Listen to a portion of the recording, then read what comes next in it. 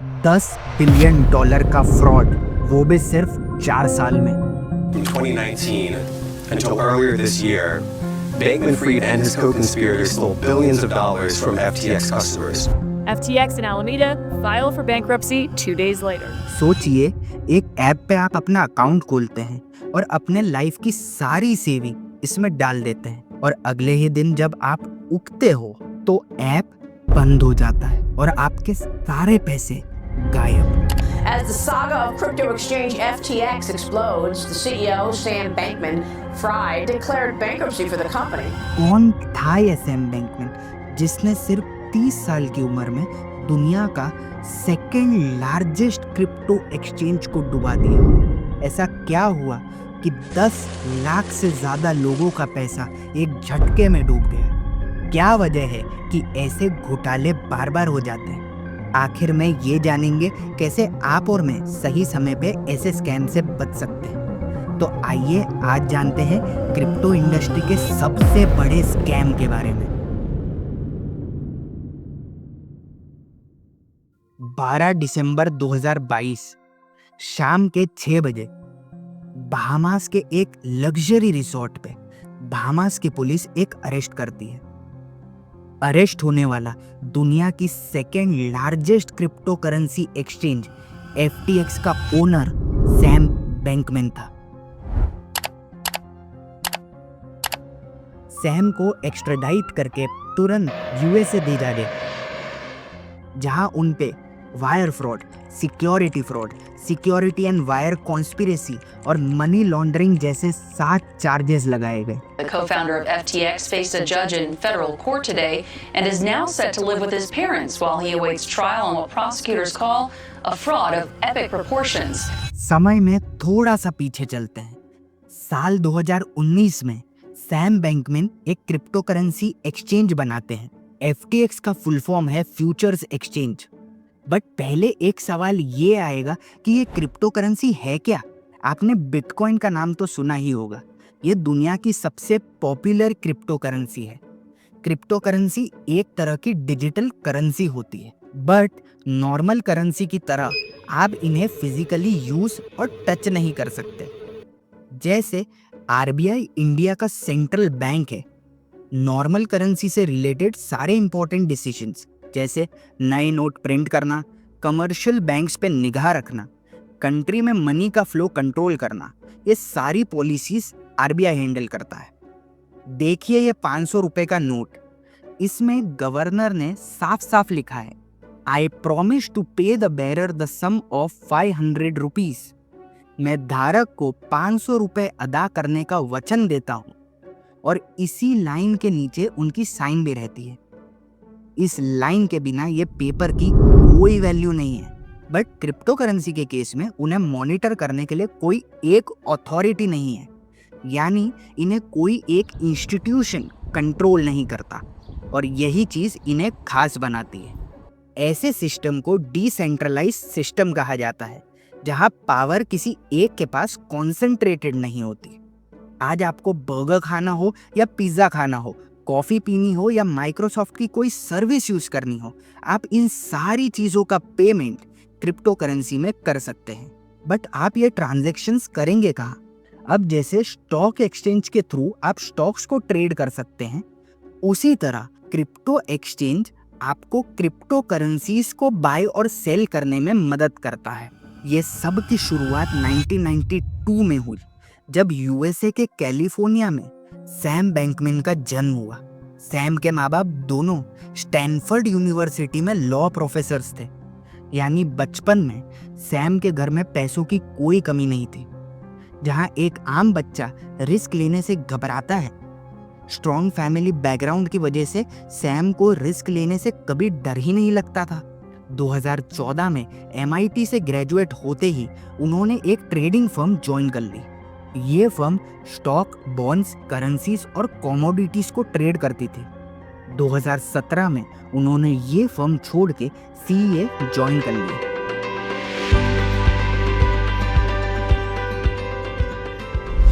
अब CA stands for centre for effective altruism. इसका हिंदी में मीनिंग होता है परोपकारिता। यानी अपने आप से ज्यादा दूसरों की नीड्स और खुशी के बारे में सोचना।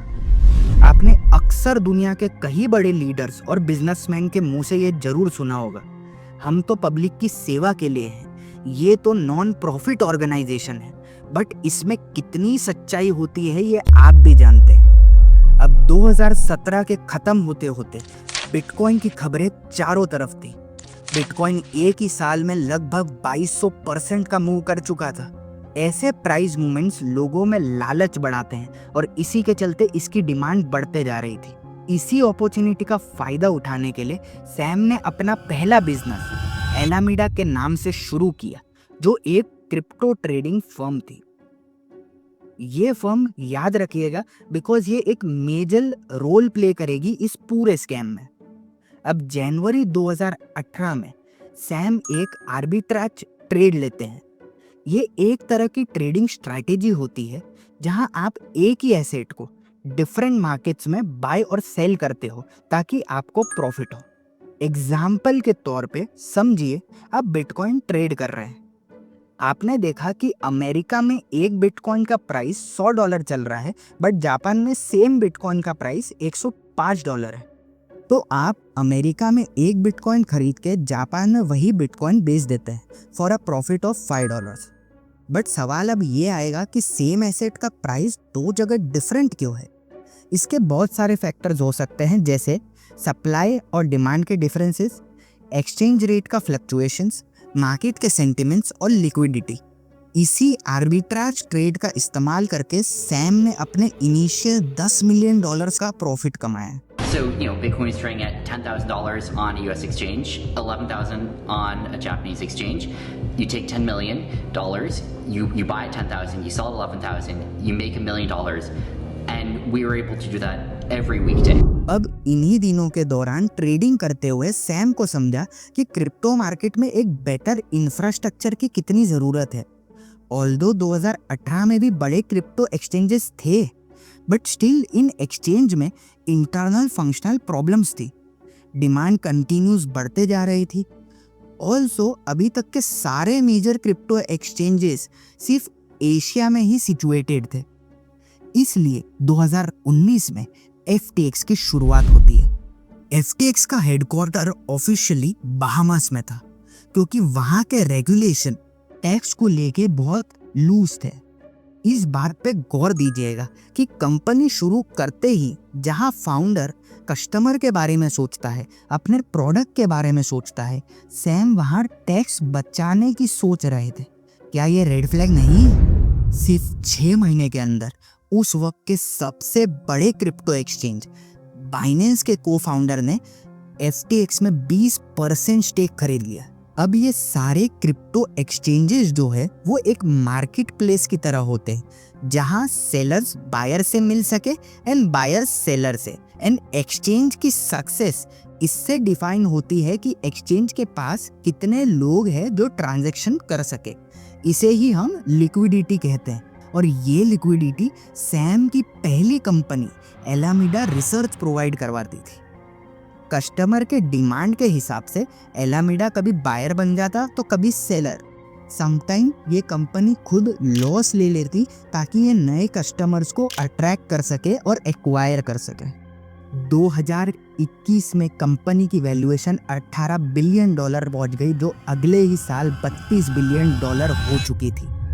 इसी समय के दौरान FTX ने अब एक खुद की क्रिप्टो करेंसी भी लॉन्च कर दी, जिसे FTT बुलाते थे। इस वक्त तक FTX दुनिया का सबसे बड़ा क्रिप्टो एक्सचेंज बाइनेंस का सीधा कॉम्पिटिटर बन चुका था। आपको याद है FTX के स्टार्ट में ही बाइनेंस के को फाउंडर ने इसमें 20% इक्विटी खरीद ली थी। वो सैम ने वापस खरीद ली, बट इस डील का पार्ट पेमेंट उन्होंने FTT से किया, और ये एक मिस्टेक ने शायद आगे चल के FTX को बैंकरप्ट कर दिया। हुआ यूं कि सितंबर 2022 में ब्लूमबर्ग ने एक रिपोर्ट पब्लिश की। एलामीडा रिसर्च और FTX का जो आपस में रिलेशन था उसे नॉर्मल इक्विटी मार्केट में रेगुलेटर्स अलाउ ही नहीं करते थे। रीजन ये था कि सिंस दोनों कंपनीज को एक ही जना कंट्रोल कर रहा है। ये मैनिपुलेट कर सकते हैं प्राइजेस को और खुद का बेनिफिट बना सकते हैं और इससे बहुत सारे इनोसेंट लोगों का पैसा डूब सकता है। ऑल्सो ये बात भी निकल के सामने आई कि FTX ने $10 बिलियन का कस्टमर फंड एलामीडा रिसर्च को इन्वेस्टमेंट के लिए ट्रांसफ़र कर दिया। ये चीज़ें यहाँ भी नहीं रुकी। एलामीडा पहले से ऐसी क्रिप्टो करेंसीज उठा लेता था जो FTX में आगे जाके लिस्ट होने वाली थी और ये सारी चीज़ों को सॉफ्टवेयर की मदद से बहुत अच्छे से छुपा दिया गया ताकि किसी को पता ना चले क्या हुआ है। कंपनी को बड़ा ब्लो तो तब लगा जब कॉइनडेस्क ने एक रिपोर्ट पब्लिश की जिसमें उन्होंने बताया कि एलामीडा रिसर्च की जो बैलेंस शीट्स है उसमें सबसे मेजर एसेट्स FTT टोकन्स है जो इनकी खुद की क्रिप्टो करेंसी है। तो अगर FTX की मार्केट वैल्यू गिरती है तो FTT टोकन्स की भी गिर जाएगी। FTX कंटिन्यूसली हेडलाइंस में आ रहा था for all the wrong reasons और शायद कंपटीशन को हटाने के लिए ये सही मौका था। आपको याद है बाइनेंस के को-फाउंडर से स्टेक खरीदते समय सैम ने उन्हें भी FTT टोकन्स दिए थे। 6 नवंबर 2022 को ट्विटर पे आके बाइनेंस के को-फाउंडर एक ट्वीट करते हैं कि उनकी कंपनी अपनी सारी FTT होल्डिंग सेल कर रहे हैं और 3 दिन में ही FTT 90% गिर जाता है। FTT टोकन गिरने से 10 लाख से ज़्यादा लोगों को लॉस फेस करना पड़ा और नवंबर 11 को FTX बैंक्रप्सी के लिए फाइल कर देती है। इतनी बड़ी कंपनी चलाने के बावजूद किसी भी चीज़ का कोई प्रॉपर रिकॉर्ड मेंटेन नहीं किया गया। FTX के कोलैप्स के बाद क्रिप्टो मार्केट क्रैश हो गया। बिटकॉइन और इथीरियम के प्राइसेस भी डाउन हो गए। 28 मार्च 2024 कोर्ट ने सैम को 25 साल की सजा सुनाई।